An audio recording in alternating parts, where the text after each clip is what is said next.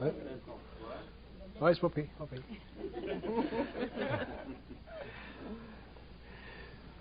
Fait que je fais des lectures pour me mettre en matière. Là.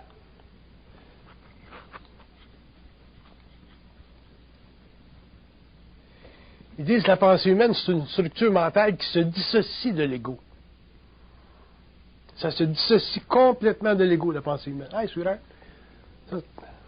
Where's your friend? Where's your friend? Well, you know, the one. What's her name? There?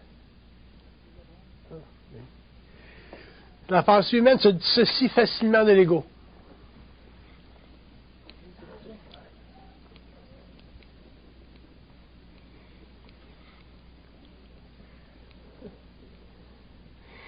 Ils disent, dans la mesure où l'ego...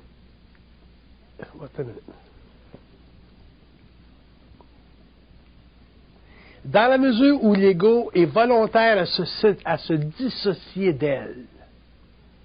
Ça se comprend-tu, ça? Est-ce qu'on comprend ça? Ça se dissocie de l'ego dans la mesure où l'ego peut se dissocier d'elle.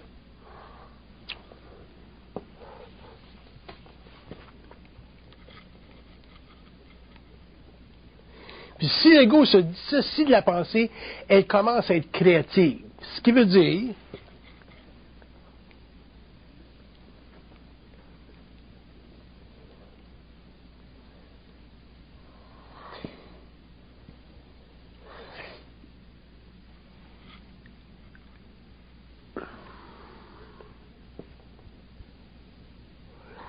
ça veut dire à ce moment-là, la pensée, elle peut pénétrer des arcanes de la nature qui sont fermés à la pensée rationnelle.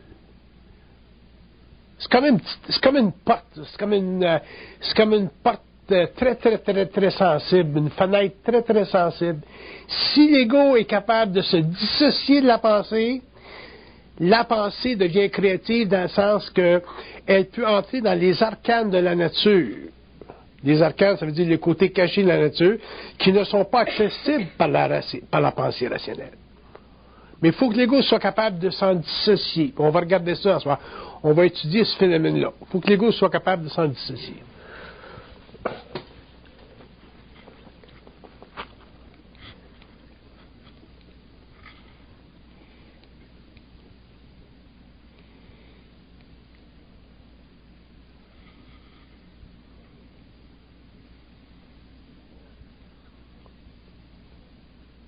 Ils disent que l'ego a de la difficulté à s'en dissocier de la pensée parce qu'il a été scolarisé pendant l'évolution. Il a été scolarisé à penser, à rationaliser. C'est du conditionnement, ça. On était tellement conditionnés, puis on est conditionné à partir du moment où on vient au monde, qu'on va à la petite école, et ainsi de suite. Fait que l'ego était tellement scolarisé pendant l'évolution que c'est très, très difficile pour lui de se dissocier de la pensée. Donc, il dit c'est à cause de ça que la pensée est limitée. Puis que l'homme a de la difficulté à comprendre tous les aspects de sa vie, autant sa vie personnelle que la vie en général.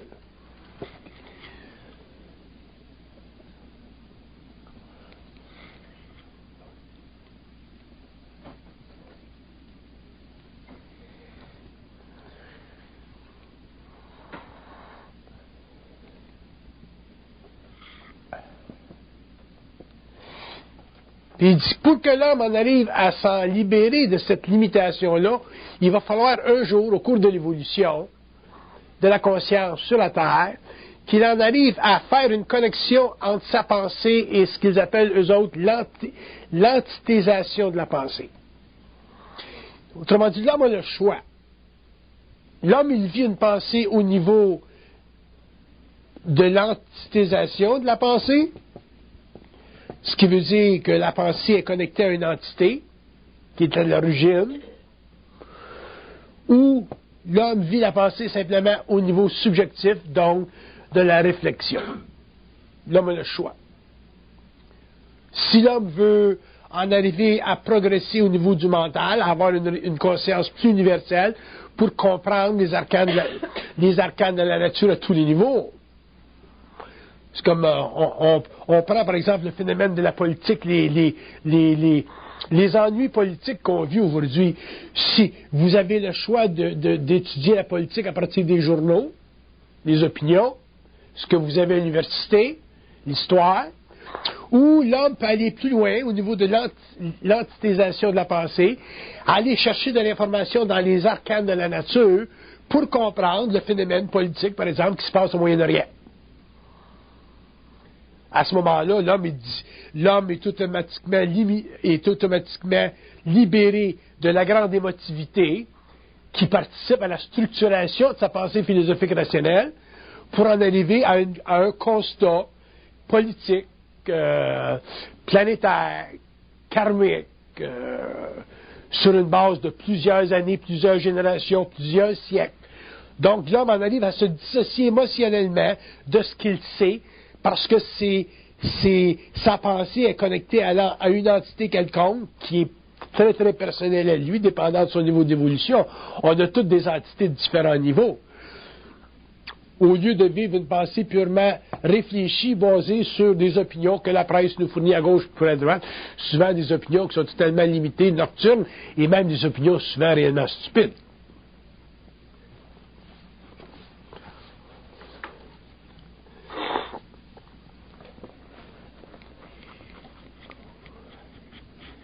Ils disent que la limite de la pensée est la cause, est à l'origine de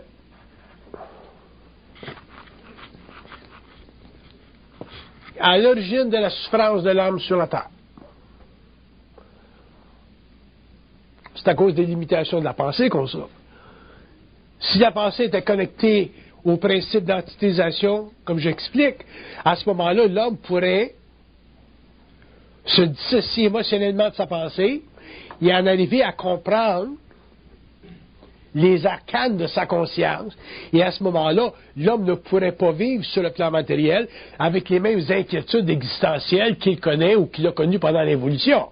Et ça touche toutes les arcanes de sa vie, toutes les arcanes de la nature, toutes les arcanes de sa nature.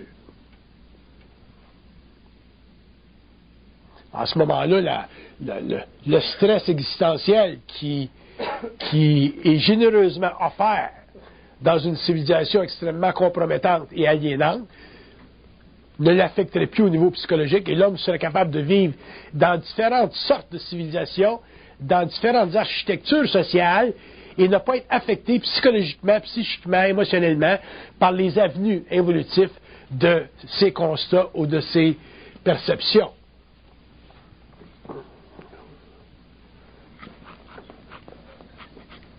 Ils disent que la limitation de la pensée, c'est un des grands problèmes de l'humanité sur la Terre. Et si vous extrapolez sur la problématique de cette limitation-là, vous regardez l'histoire de l'homme, vous regardez l'histoire des religions, l'histoire des politiques, l'histoire des religions et des politiques mélangées, comme on vit là, et vous avez suffisamment de problèmes ou dans le chaudron social ou dans le chaudron international pour avoir de l'angoisse pour le restant de vos jours.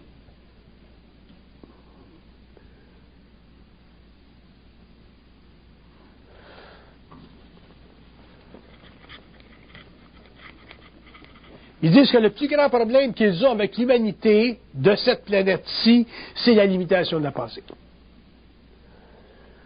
C'est un problème très grave pour les autres plans, parce qu'il faut réaliser que la vie n'est pas simplement planétaire, physique. On ne vit pas simplement dans des espaces-temps matériels. Un jour, on change de plan, ce que vous appelez l'immortalité, on change de plan, puis on va ailleurs. Autrement dit, la vie est beaucoup plus expansive ailleurs qu'ici.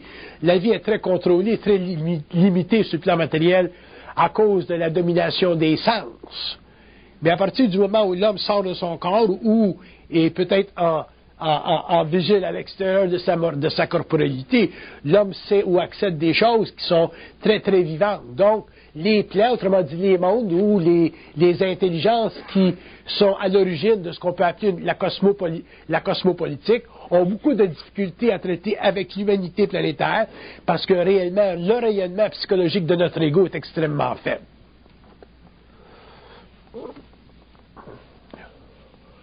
Bon, cette faiblesse-là, cette diminution-là de la conscience humaine sur la Terre est à l'origine ou fait partie des structures de ce qu'on appelle l'involution. L'involution, c'est-à-dire la descente de l'ego dans la matière.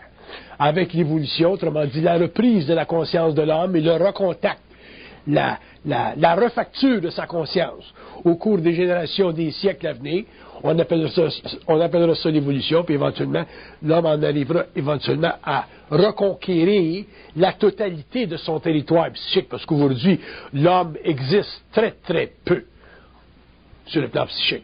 Il existe plutôt sur le plan psychologique, réflectif de son ego, dans une conscience matérialisée, cristallisée par ses sens.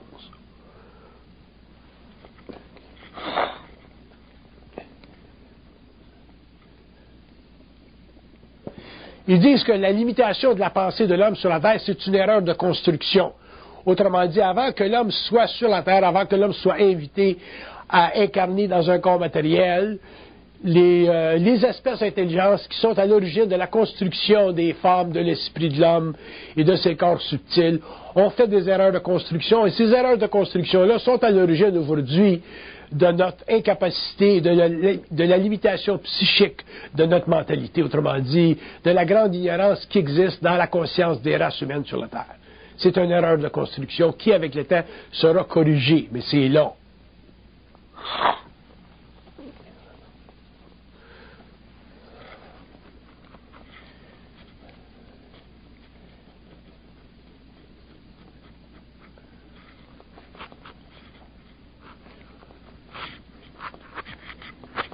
Ils disent en effet, c'est la limitation de la pensée humaine, c'est une erreur de construction au niveau des architectures du mental, et ainsi de suite. Mais d'un autre côté, ça va permettre à l'homme finalement de se libérer un jour, de se libérer des forces cosmiques. Parce que l'homme sur la Terre est extrêmement endetté aux forces karmiques, aux forces universelles, aux forces karmiques. L'homme est très prisonnier de son passé. L'homme est très prisonnier de la mémoire de l'âme, et c'est à cause de cette limitation, cet emprisonnement-là lié à la mémoire de l'âme, qu'il n'est pas capable de s'autosuffire au niveau psychique.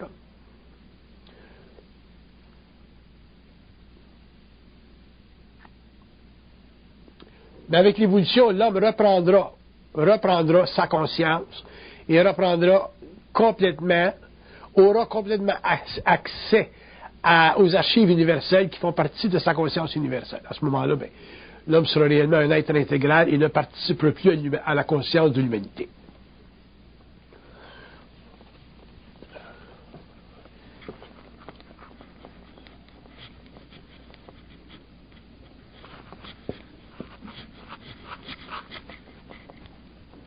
Ils disent le problème avec les limitations avec la limite de la pensée humaine, c'est que vous avez dans des mondes parallèles, des mondes qui nous sont invisibles à nos yeux, vous avez dans ces mondes-là des êtres qui utilisent la pensée humaine contre l'homme.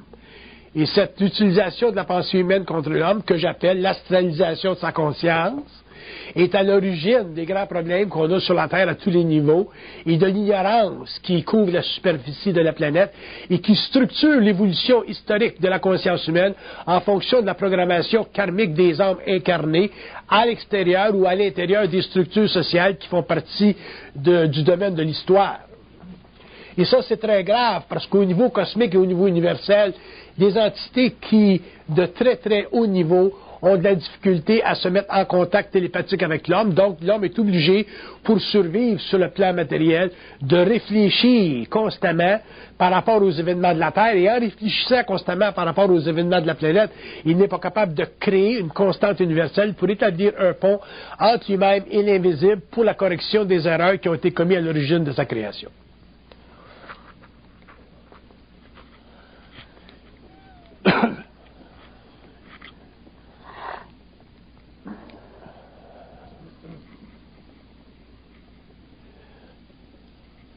Question?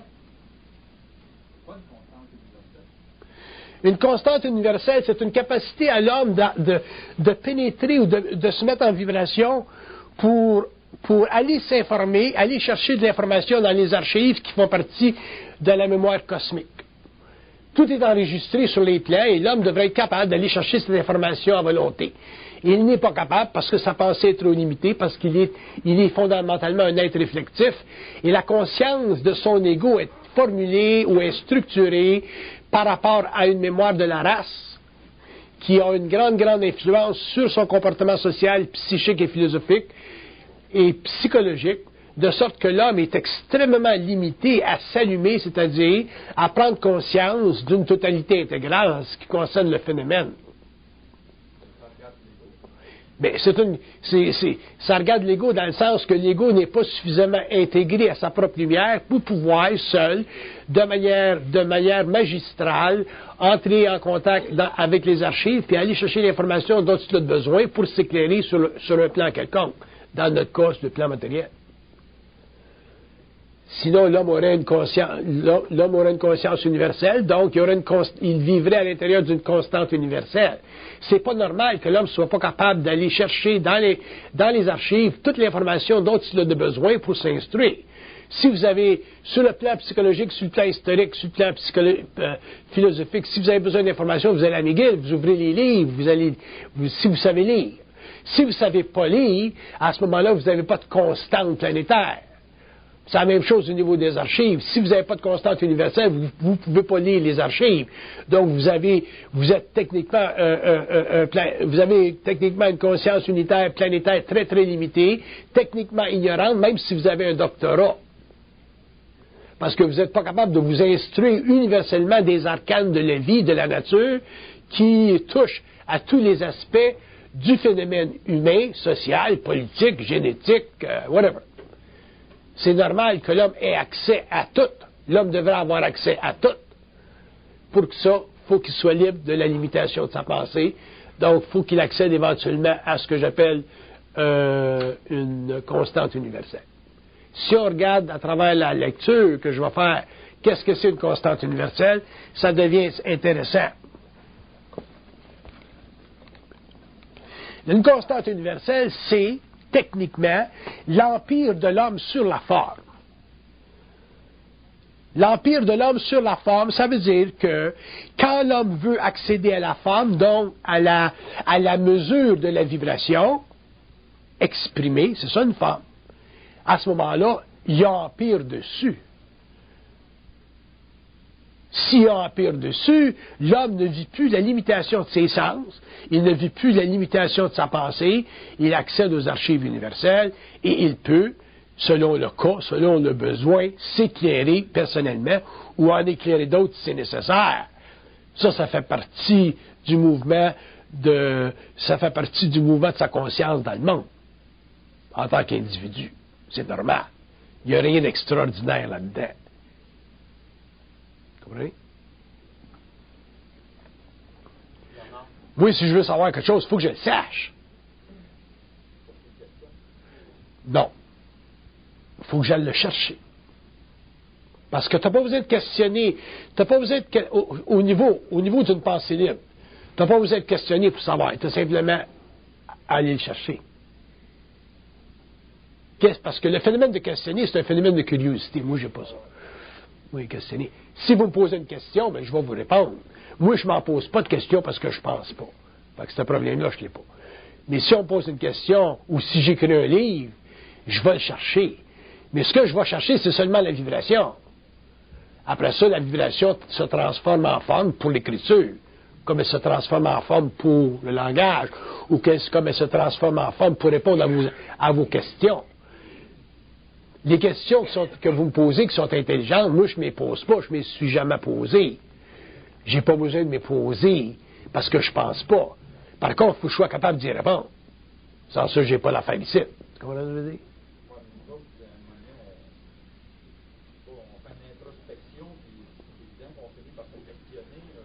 Ouais.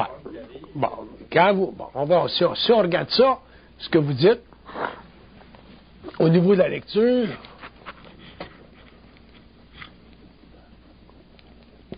votre introspection, c'est le début du mouvement de votre conscience vers une infinité. Mais votre introspection, elle va être finale, elle va être totale, elle va être parfaite quand vous accéderez à votre propre infinité. Mais c'est quoi votre infinité? C'est votre capacité d'avoir ou d'atteindre ou d'accéder à une constante universelle, c'est-à-dire pouvoir savoir ce que vous avez de besoin. Pas savoir n'importe quoi que tu n'as pas de besoin. Il y a trop d'intelligence dans l'univers pour perdre son temps avec ça. Mais d'avoir besoin de ce que vous avez besoin de savoir. Fait que l'introspection, c'est le début de ça. Mais dans l'introspection, il y a un problème.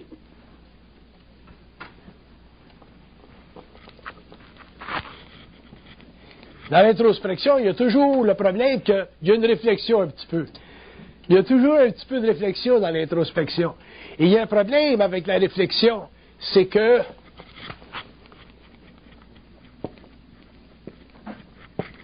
la réflexion, de par sa nature, ça diminue le pouvoir de l'esprit. Parce qu'oubliez pas une chose, ce qu'on appelle l'esprit ou l'intelligence intégrale, c'est pur, ça. Autrement dit, ça n'a aucune base dans l'ego. Alors, si c'est pur, ça n'a pas de base dans l'ego, il faut absolument que l'ego, lui, en tant que vecteur humain, soit capable d'accepter l'infinité de cette affaire-là. Pour ça, il faut que l'ego soit capable d'accepter ça sans vivre le doute de ça. Là, il est là le touch. Il est là le test. Fait que quand vous faites de l'introspection, vous allez aller aussi loin que votre ego vous le permet. C'est ça le problème de l'introspection.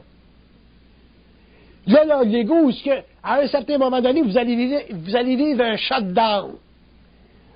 Où vous vivez le shutdown, c'est là que l'infinité apparaît. Vous autres, vous arrêtez là. C'est pour ça que dans l'introspection, ou même dans l'intuition, il y a toujours un peu de réflexion de l'ego. C'est pour ça que ça fait aussi partie des outer limits de la pensée limitée. Mais c'est déjà un mouvement créatif, partiel. OK?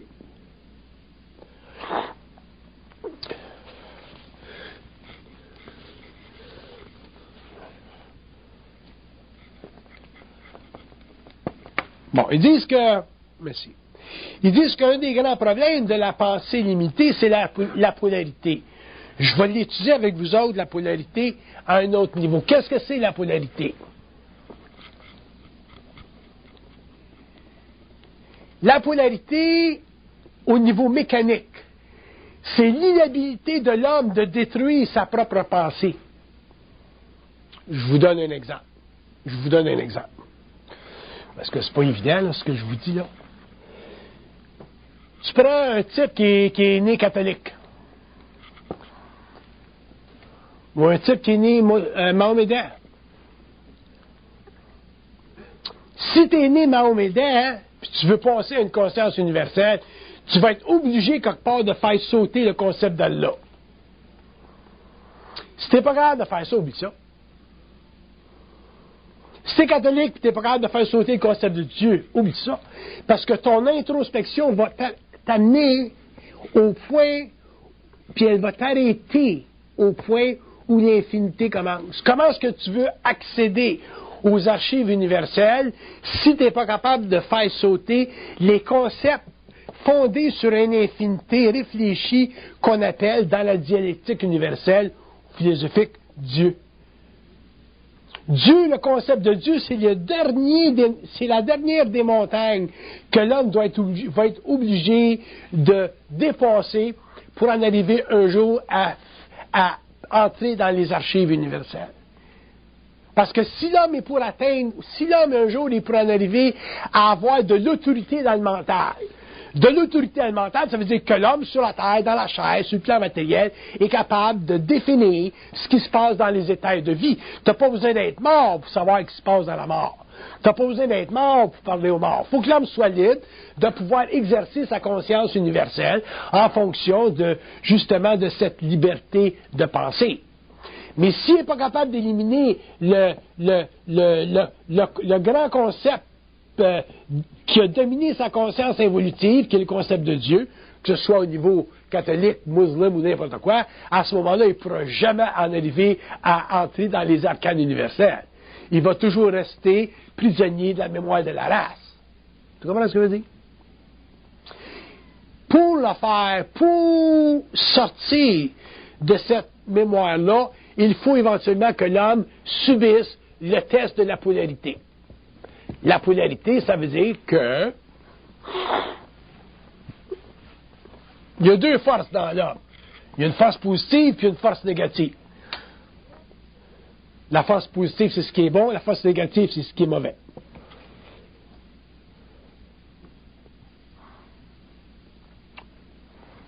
Dieu, lui, le concept de Dieu contient les deux.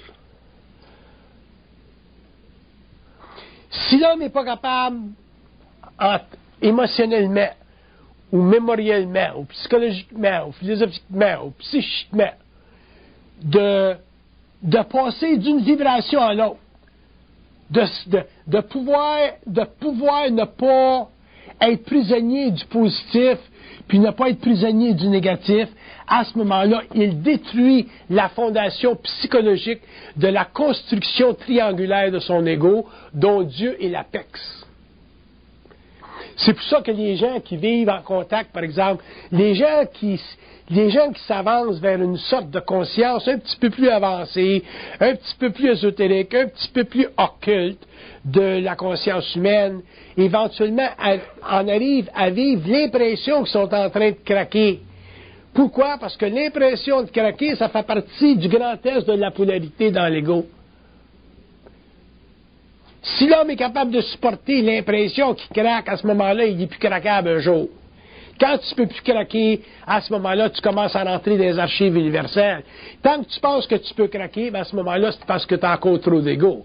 Autrement dit, tu n'as pas passé à travers la polarité de ta conscience.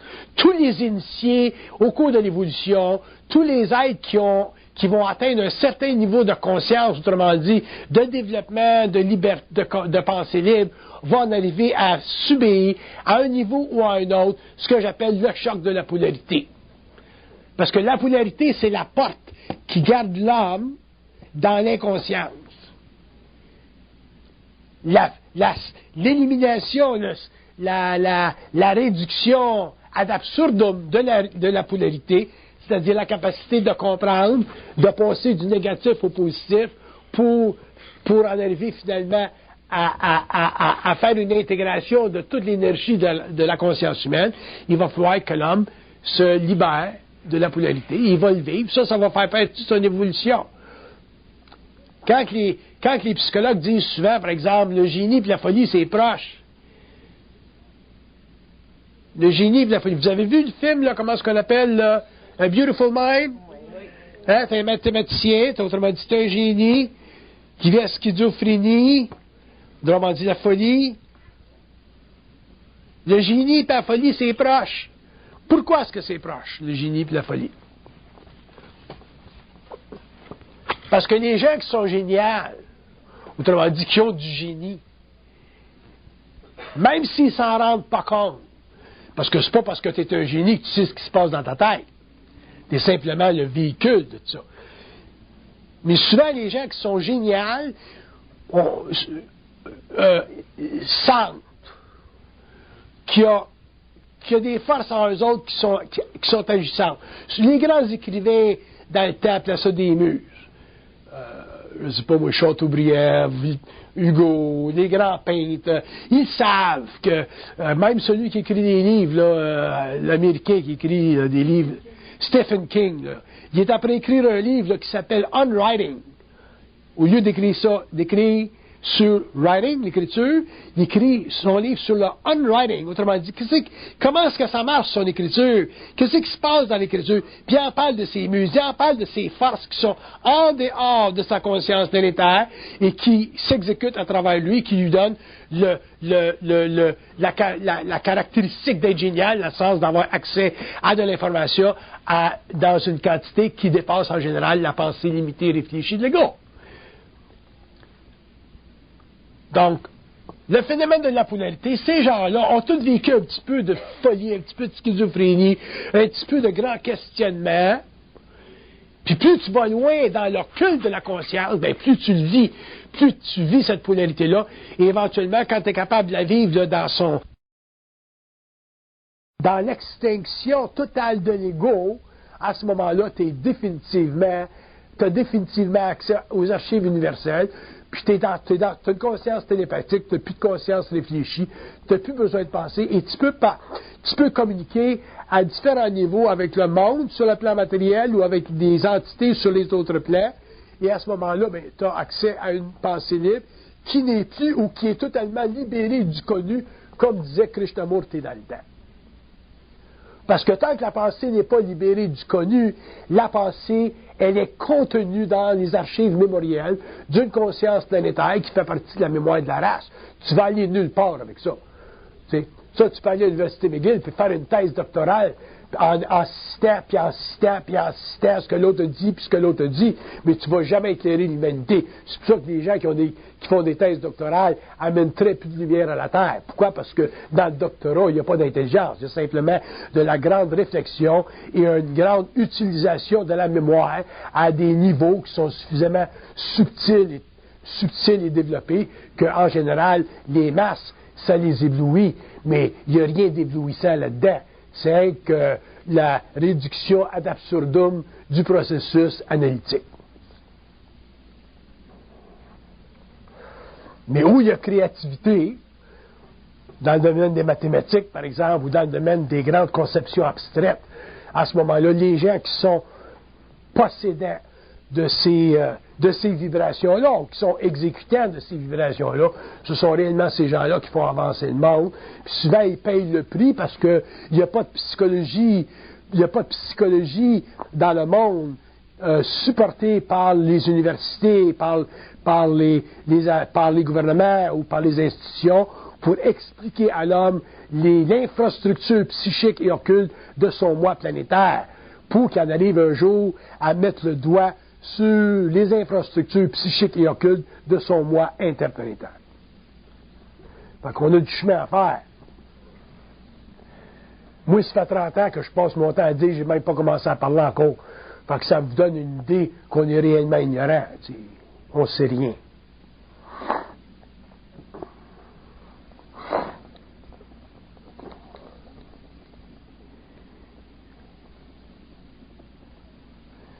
Pour rentrer dans l'absence de limitation de la pensée, il faut avoir en tant qu'ego une très grande aversion pour la pensée. Si tu n'as pas d'aversion pour la pensée, c'est évident que l'homme ne pourra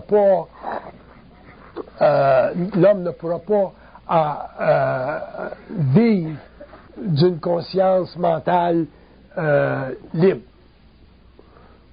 Vous autres, pour l'homme en général, penser, c'est le fun parce que vous êtes tellement habitués à aller clopin dans votre vie, à un niveau de pensée réfléchi, que vivre ou avoir la notion, ou prendre conscience de la notion d'une pensée non réfléchie, où tu ne peux plus penser, pour vous autres, pour l'homme, je ne parle pas de vous autres dans la salle, là, mais pour l'homme en général, c'est très inquiétant au niveau de l'ego. Mais l'homme va être obligé de faire ce saut-là un jour, parce que c'est à partir de ce point-là qu'il va rentrer dans une autre étape, où il va pouvoir convertir finalement la vibration dans une forme, mais cette fois-ci librement, c'est-à-dire dans le cadre d'une conscience qui a accès à volonté à ce qu'on appelle les archives universelles. Autrement dit, ce qui est su et connu. Question? Ok, je continue.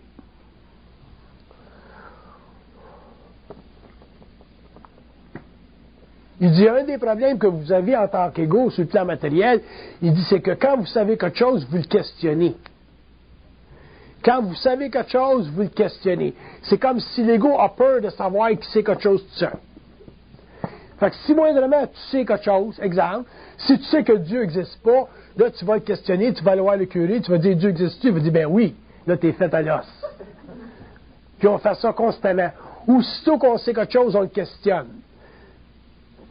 Fait que, puis il y a des gens qui sont très, très habiles à ça. Il y a des gens qui savent des choses incroyables. Moi, il y a du monde qui me parle des fois, puis je le dis, parce que moi, quand je parle avec le monde, j'établis toujours des règles du jeu. Je leur laisse toujours savoir que je ne suis pas plus intelligent qu'eux autres. La seule chose, c'est que j'ai accès à plus d'intelligence facilement qu'eux autres. Mais je ne suis pas plus intelligent qu'eux autres. Fait qu'à ce moment-là, ça les calme le casse. Puis s'ils me disent quelque chose qui a de l'allure, je suis obligé de leur dire, bon, mais ce que tu dis, c'est ça. Moi, j'en connais un homme intelligent, il est type. Ça c'était un gars intelligent que je connais depuis des années. Un grand intuitif.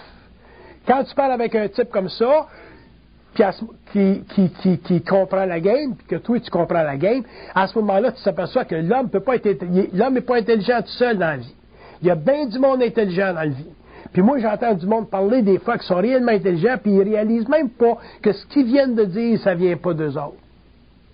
Puis si tu disais, tu viens de dire ça, tu dis, ah ben non, j'ai pas dit ça. C'est pas ça que je voulais dire. L'ego ferme la trappe tout de suite. Parce que l'ego n'est pas capable de supporter tout seul. Il n'est pas capable de supporter tout seul. Il y a de la difficulté à supporter tout seul. Qui sait? Ça, c'est très grave pour l'homme de ne pas être capable de supporter tout seul ce qu'il sait. Puis c'est certainement pas nos parents qui nous aident. C'est pas les curés qui nous aident. C'est pas les institutions qui nous aident. Il n'y a personne qui nous aide.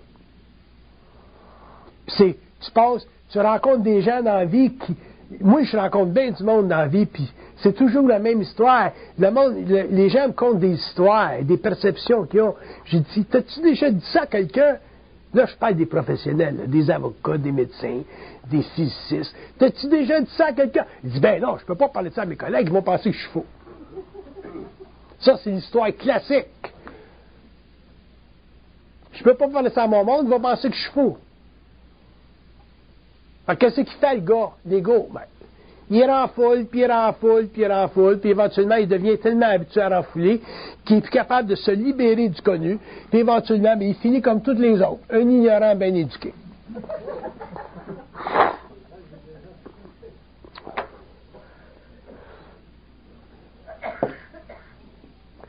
Fait que si vous savez quelque chose, trouvez-vous un partenaire. Parce que c'est évident, vous n'êtes pas capable de parler tout seul encore, parce que même là, si vous parlez tout seul, vous allez vous inquiéter. Vous n'êtes pas capable de vous parler tout seul sans vous inquiéter. Aussitôt que vous parlez tout seul, vous posez des questions. Je suis en train de capoter. Le psychiatre, qui c'est qui va te dire, si tu parles tout seul, on va te donner des pilules. Le curé, si tu parles tout seul, qui c'est qui va te dire, ben, tu parles à Satan. Fait qu'on est toujours dans la merde. Tandis que si tu as quelqu'un qui est sympathique, puis tu dis, je parle tout seul, puis il dit, ben moi aussi, ben là, t'es correct. Là, tu viens de régler ton affaire. Si t'en as 4 de même, ben là, tu fais réellement régler ton affaire. Moi, j'en ai 5000 chums dans la province de Québec qui parlent tout seul. Ben, j'ai rien de régler mon affaire. Mais la seule différence, c'est que moi, la différence entre moi et vous autres, c'est que moi, j'ai commencé tout seul à me parler de ça, là. Fait que là, c'était tough, parce que j'avais pas de chum dans ce temps-là pour dire, je suis correct. Je me rappelle, moi, en 69, quand je me parlais de ça. J'étais dans la jungle au Mexique à part ça. C'était loin longtemps, ça.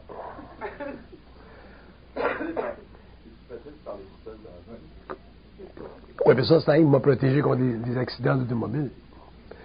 Parce que je t'ai dit que j'étais pas mal sauté dans ce temps-là. Bon. Fait que... arrêtez donc de vous questionner. Mauvaise habitude.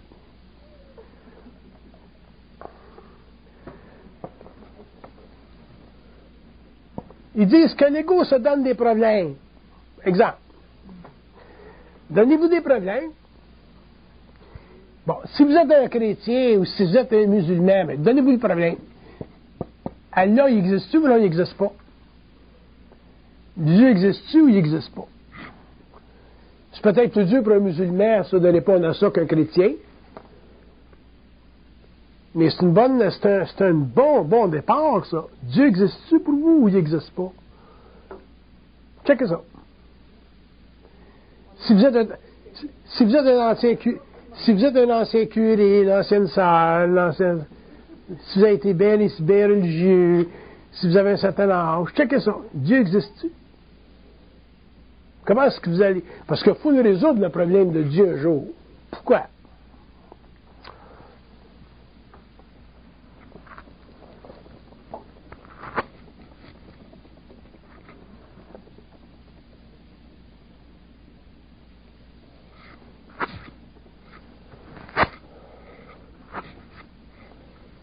Parce qu'ils disent que le concept de Dieu, c'est le concept qui empêche l'ego de subir la polarité. Quand tu as le concept de Dieu, quand tu crois en Dieu, le bien et le mal est dans ses mains. C'est lui qui rend le show du bien et du mal. Toi, tu n'as plus de problème de bien et de mal.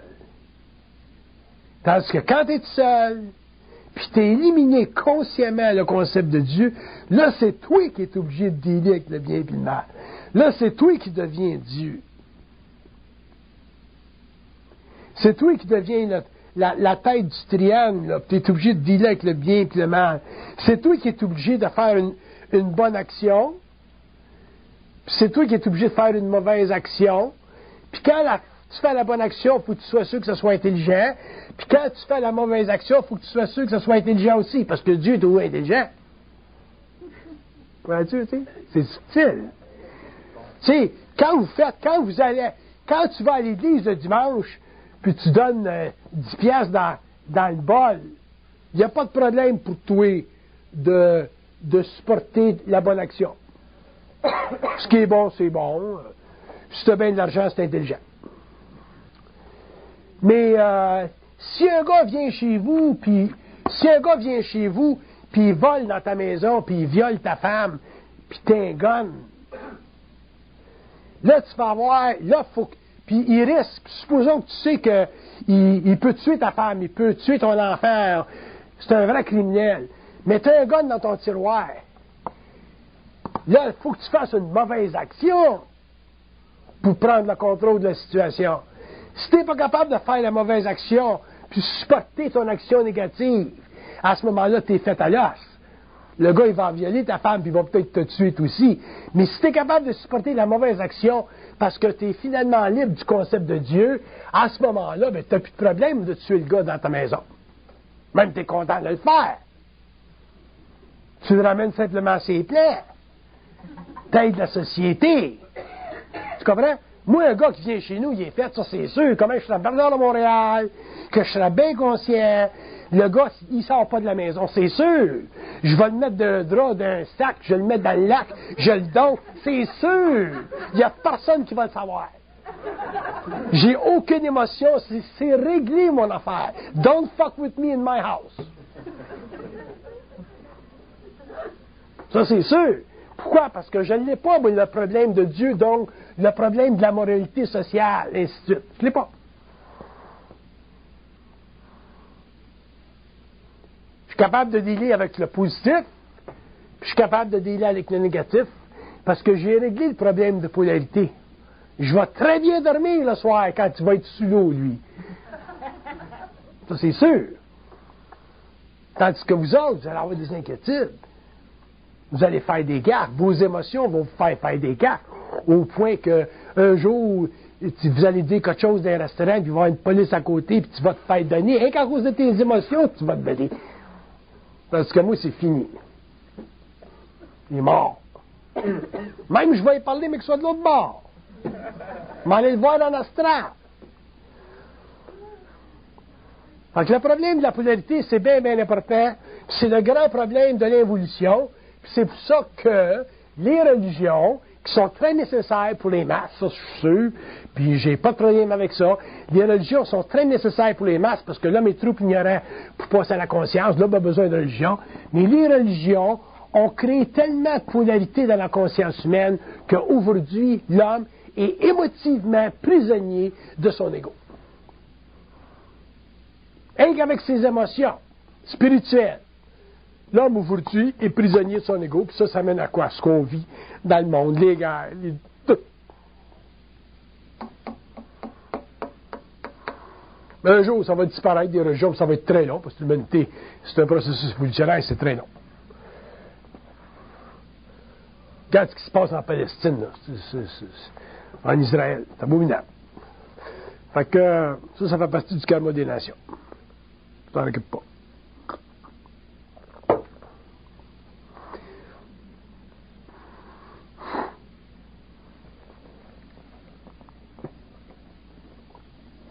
Il dit la pensée chez l'homme est limitée à un tel point qu'on ne peut pas parler avec.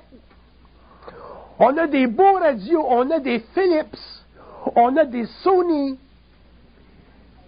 Puis le cristal, il est mort.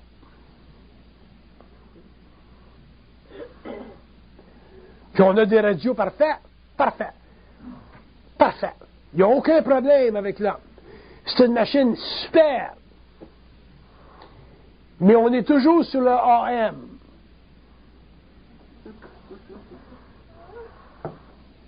On ne sait même pas que ça existe, le FM. On est sur le AM. Puis c'est le fun, le AM. On a écouté pendant des siècles du AM. On pense que c'est rien que ça qui existe du AM. Tu dis au gars, il y a un FM. Ben non, c'est rien que du AM.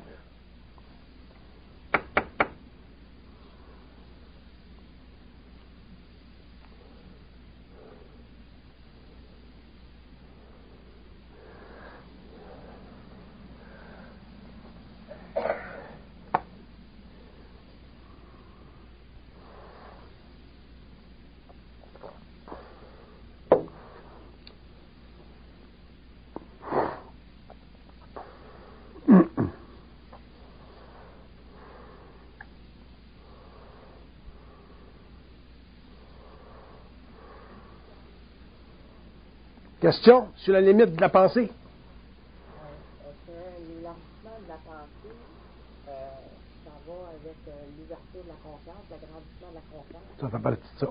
C'est l'équivalent. C'est ça. L'agrandissement de la conscience s'amène à l'ouverture de la pensée, le développement de la pensée. La conscience en tant que telle, c'est quelque chose qui ne s'occupe pas ou qui... La conscience en tant que telle?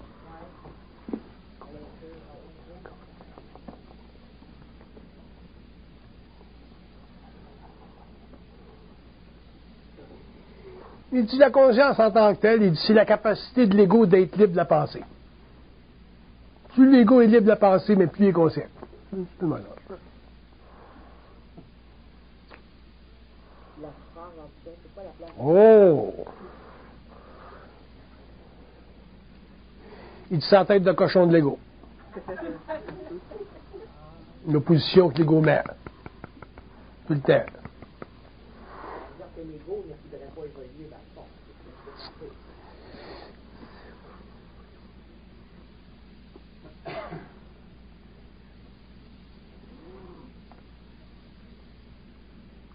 Il ne dit pas qu'il ne veut pas évoluer. Il veut évoluer, mais il veut évoluer sans souffrance. Ça, c'est pas possible. Pourquoi?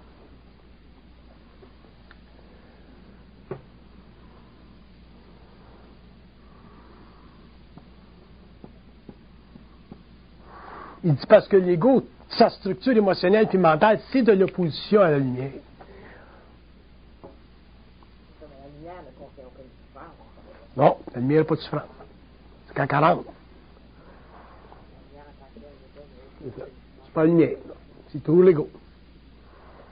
Mais l'ego, c'est le plan. C'est parce que au niveau international, par exemple, c'est toujours un ego plus ou moins évolué selon les individus. C'est ça. Dépendamment du cheminement qu'on a fait. C'est ça.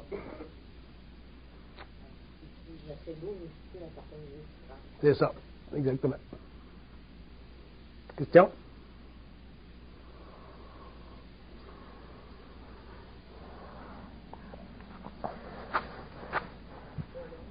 Oui? Est-ce que plus on est conscient, plus la souffrance est forte ou moins forte? Ah, ça c'est intéressant.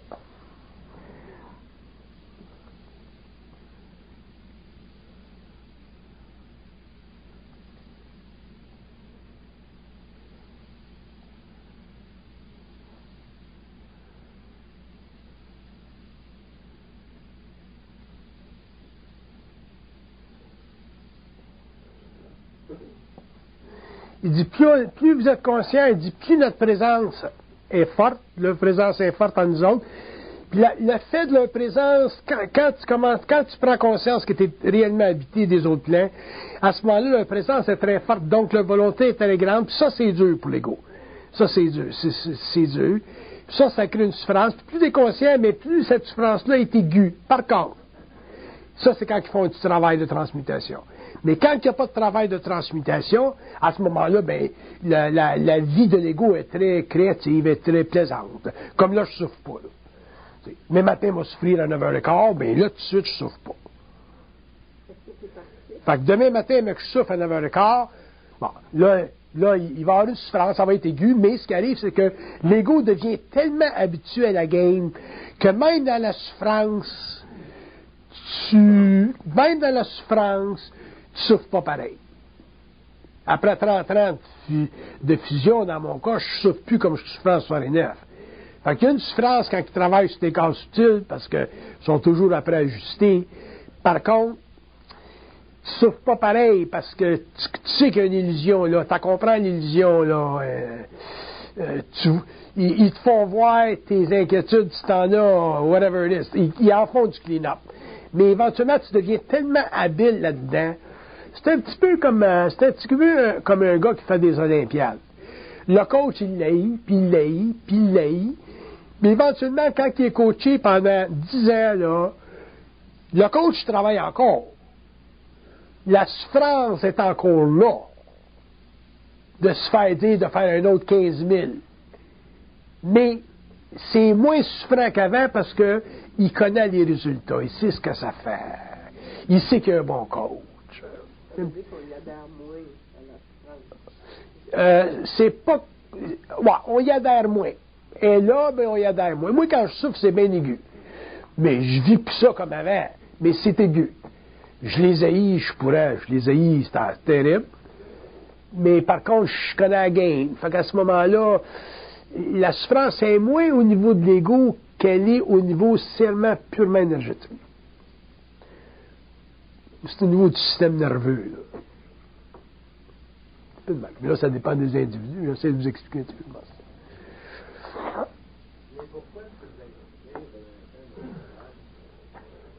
Pourquoi je vais souffrir mes 21 quart? Parce qu'ils vont ajuster mes corps de 21 quart. Ça va durer 2-3 minutes. Mais 2-3 minutes, c'est un petit fine-tune. Ça te regarde pas. Mais moi, je vais le savoir demain matin. Ils ne me diront pas tout de suite. Ils vont dire, tu verras demain matin. Oui.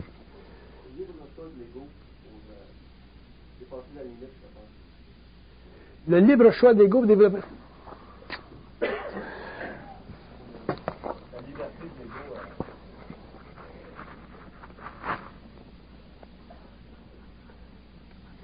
Il dit quand il en arrive à développer, à dépasser les craintes qui sont connectées à ça. Les craintes. Parce que dans la souffrance de l'ego, il y a toujours de la crainte. Il n'y a pas de crainte quand tu es heureux. Pas quand tu fais l'amour à ta femme que tu as de la crainte. C'est quand tu ne peux pas y faire l'amour. Fait que, quand l'ego en arrive à se libérer de la crainte, c'est là qu'il commence à rentrer dans la liberté de sa conscience mentale. Parce que la crainte, c'est une caractéristique de l'architecture astrale de la conscience humaine.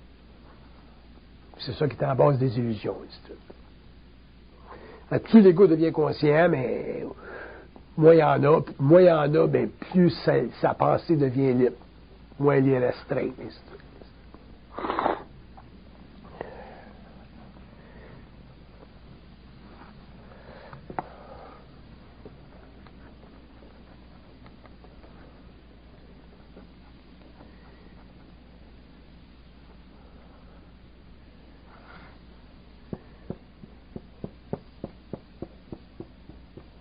Ils disent que quand la pensée de l'âme est trop limitée, à ce moment-là, ça permet à des entités astrales de rentrer dans la conscience de l'homme au lieu qu'il soit en contact avec sa source.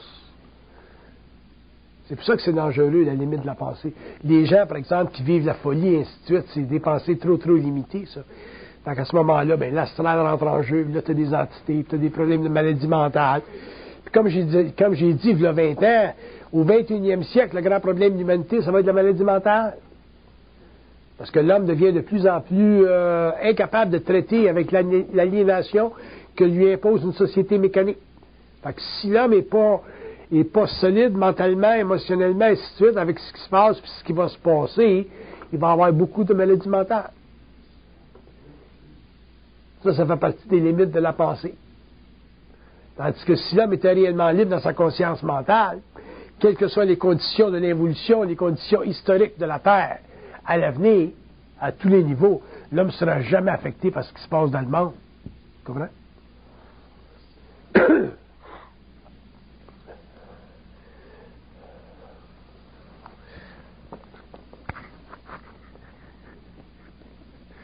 Ils disent que la chose archive, ça fait partie de la domination de l'homme sur la forme. Ça fait partie de son droit à l'homme d'accéder à la forme. Il y a des contrôles, ça je suis d'accord. Il y a des contrôles sur la forme. Parce que s'il n'y avait pas de contrôle sur la forme, l'homme aurait des connaissances sur la Terre qui seraient trop rapides, trop avancées pour sa civilisation, ça créerait des dégâts. Mais pour son bien-être à lui, l'homme devrait avoir accès, dans un temps ou dans un autre, aux archives. Donc, à la forme.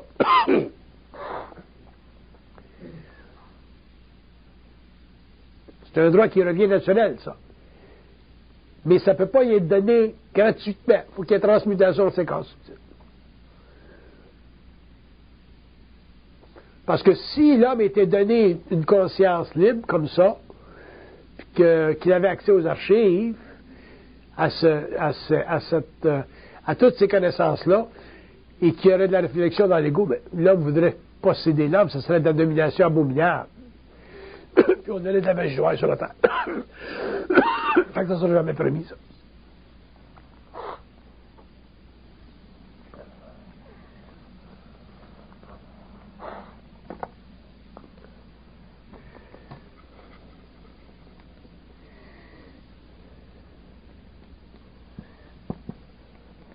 Ils disent que l'étude de l'homme devrait être basée sur l'étude de sa pensée. Quand vous pensez à quelque chose, vous devriez être capable de l'étudier, de le comprendre, de le savoir. Pourquoi vous pensez de même? Si vous n'êtes pas capable d'évaluer votre pensée, surtout quand votre pensée est traumatisante ou aliénante à ce moment-là, bien, vous êtes prisonnier de cette pensée-là. Et en tant qu'égo, vous allez en souffrir. Vous êtes supposé de savoir ce qui se passe dans votre tête. Fait que si tu as une pensée dans ta tête comme qui te passe dans ta tête comme t'es jaloux, ou t'es paresseux, ou t'es ci, ou t'es ça, faut que tu saches ce qui se passe dans ta tête. Si tu ne sais pas ce qui se passe dans ta tête à ce moment-là, ta pensée est extrêmement limitée, extrêmement limitative, puis à ce moment-là, tu as un problème psychologique, parce que tu vas croire que ce qui se passe dans ta tête, c'est réel. Tu vas croire que tu es jaloux, puis tu vas croire que tu es paresseux, alors que c'est simplement de la manipulation à partir du plan astral par une entité qui essaie de taper sur ta ligne. La lumière ne parle pas à l'homme de même. Fait que le problème de la limitation de la pensée chez l'homme, c'est un problème qui est très grave. Et on le réalise au fur et à mesure qu'on évolue.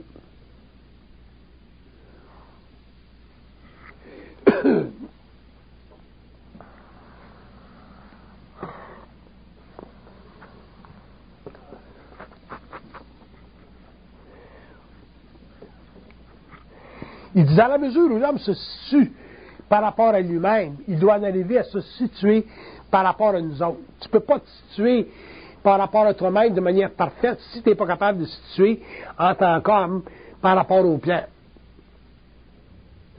Ça, c'est un exercice en conscience. C'est un exercice en conscience. Fait que si tu as des pensées comme une pensée comme t'es jalouse, ou t'es jaloux, ou t'es paresseux, puis que vous savez que la pensée vient d'ailleurs, à ce moment-là, tu es capable de questionner la validité de cette pensée-là. Fait qu'à ce moment-là, tu te situes par rapport au plan. En te situant par rapport au plan, si ça vient du plan astral, autrement dit, des niaiseux dans le plan astral, tu vas le savoir, fait que là, automatiquement, tu vas t'en libérer. Puis si ça vient du plan mental, tu vas savoir simplement qu'il faut un travail sur ta conscience psychologique pour voir jusqu'à quel point tu poignes dans la game. Fait que tu peux pas... La grande histoire de se connaître soi-même, c'est facile de se connaître soi-même.